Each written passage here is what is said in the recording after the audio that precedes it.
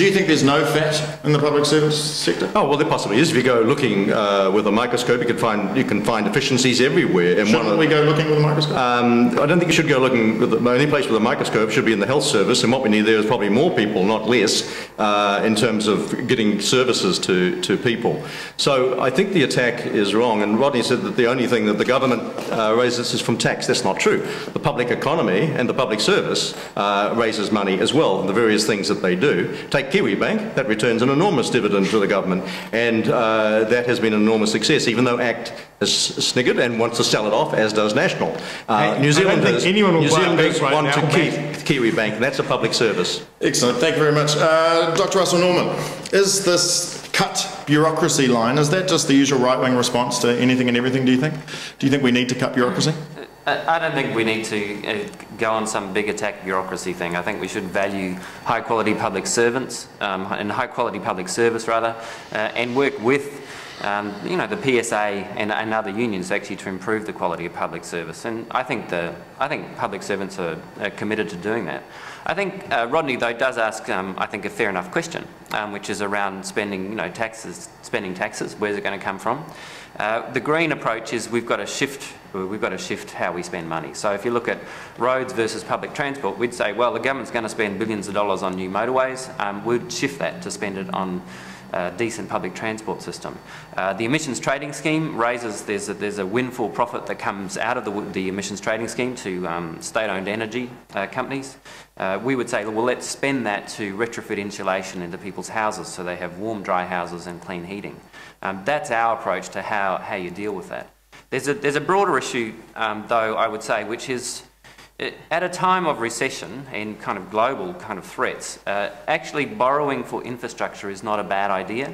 Borrowing for tax cuts is a very bad idea, but borrowing for long-term infrastructure that will be productive over time isn't such a bad idea. It keeps the economy ticking over, and it means that we invest in the future. Rodney, yep. Yeah. Borrowing from whom right now? Well, when you look at who's finding it hard to borrow, the private banks obviously are finding it very difficult to borrow, but sovereign debt is much more available than private debt. So people are much more likely to lend to the New Zealand government than they are to any banks at the moment. I'm afraid that's our difficulty, because of this financial crisis around the world, both corporates and governments are finding it very, very tough to raise money. And that's what's changed. And when they look at New Zealand, they see this living beyond the means with this current account deficit. So it's a bit casual for us to say we'll just borrow the money, because you've got to find someone who will lend it to you. Okay, but look at the current problem we have. I mean, because I totally agree with you, we have a major current account deficit problem, and largely it's driven by the payments we make to overseas-owned companies on dividends and the interest we pay on our foreign debt, which is net $159 billion. A big part of the driving of the debt has been the house bubble. The housing market bubble has driven a big part of the debt because we've had to borrow the money to buy and sell each other's houses. We've had a tax system which has been set up to encourage people to speculate in housing, because you can write off your investment property losses against your personal income. And surely we should reform the tax system so that it doesn't encourage that kind of housing asset bubble. I'm all for reform. Don't get Rodney started on reforming the tax system. But I'd like to find out, Dr. Pita Sharples, do the Maori Party believe that there are too many bureaucrats? Will there be job losses on the Maori Party, or will the Maori Party become one of the largest de facto employers in the Southern Hemisphere, with your eye on increased funding for grassroots organisations? Where do you stand on that? Ever since we've been in Parliament, 3 years, we've used this word unbundling. We still believe that we know that there's fat in there, and we've got a team working on just where that fat is. But we'd like to see the money that's used in bureaucracies used differently. For example, there's a boy who came to our class to learn taiaha. He had 4 minders, and the cost of those minders to look after, in the end he didn't do taiaha, but the cost of those 4 minders could have been used to develop his family so they could give him real support.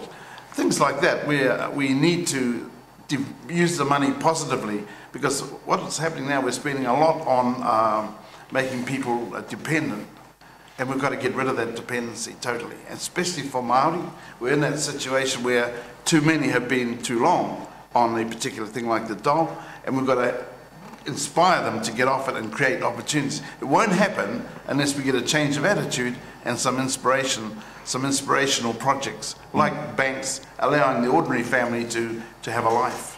Definitely. Let's move on to topic 2 from last night's debate, which was affordable housing. Many New Zealanders are still locked out from owning their own homes because of the high prices, despite the property speculation bubble which seems to now have popped. How will each of your parties help low to middle income New Zealanders get into their own home in light of the global economic meltdown and everything else that seems to be happening? We'll stay with you for the first response, Dr. Pita Sharples, because Maori, it seems, are crucified when it comes to home ownership. How do you target help for them without making other New Zealanders feel bitter and resentful that they're getting a hand up? Well, I don't think there are many people in New Zealand who will never get into their own house without some assistance, government assistance, and that they've got to come to the fore, whether it's capitalisation on the family benefit or the benefits that they get, or some scheme like that. And I think in terms of the state houses, there's still a role for them, but they've got to be upmarket a little. They've got to the lining of the houses has got to be done. I think you've got to cap the rents for them, and also perhaps look at a sort of living allowance to supplement. Because if people can't have a decent, healthy way of life, then they're going to stay on the bottom of the rung, and we've got to help lift them up. It's important that people end up in a good house, and secondly, if they have the opportunity to own their own house. But do you also agree, though, with state housing, if they don't look after it, it should be taken away from them? There's plenty of people on the list. We've heard so many stories just recently of people in state houses. Well, that's right, and that's largely, though, the governance issue, and they're just left there. Many people are left there to without a means to live in sort of poverty that you and I don't. I've just finished knocking on doors. I've seen some terrible situations and some scenes. Now those people are sort of left to their own devices, and unless we come in and make our sort of welfare things meaningful to those people, to develop them and allow them to have a life, then you're going to find abuse of houses. Rodney, we'll move on to you. As far as ACT is concerned, isn't this all just the free market at work and bugger those who can't afford it? Well, I wish it was the free market at work, that they would actually have decent housing. Is there a compassionate capitalism under ACT, or is people getting affordable housing more just of the nanny state? Well, let's understand this, Oliver. Capitalism is actually people like you and me going about our business. And so it is a very people thing. But let's look at the reasons why houses are unaffordable, which is appalling when you look at the size of our population, our land, our resources, and we have some of the most expensive housing in the world. Number one is interest rates. That's actually a consequence of government and poor economic management. That's why interest rates are so high. Number two, the actual real cost of getting a house is real high. Why is that? Because we put tight restrictions on the availability of land, and we make it very, very expensive to build low-cost housing because of, basically the red tape that slows everything up. There are two big drivers for cost for housing. And then the third thing is, why do people struggle to pay for them? Actually, it's because wages are low in New Zealand. We need to get a stronger economy to get higher wages, and we need to let people keep more of their money. Yes, there's a role to ensure that low-income people have a help, but don't think you can fix a particular market all the time with government, because for every dollar you spend that comes from someone, and that person's going to find it harder to buy a house, and you say, well, okay, let's take it off the rich people. Sadly, there aren't that many rich people. The tax that is being paid, the majority of that tax is being paid by young couples struggling to buy their first home. They're the taxpayers of New Zealand, not these mythical rich fat cats.